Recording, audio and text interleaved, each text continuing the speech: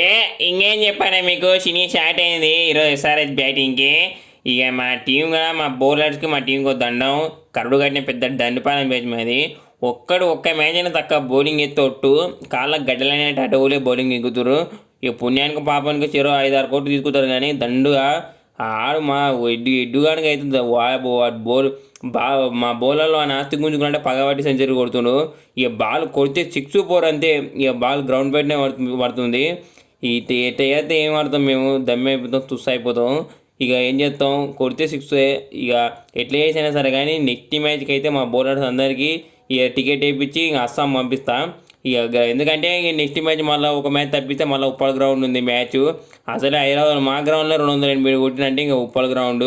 ఇక చూసుకో ఎట్లా ఆడతారో. మా బౌలర్ని అయితే రాకుండా ఎత్తా ఆడికైతే. ఇక నేను గిట్ట దింకపోతా.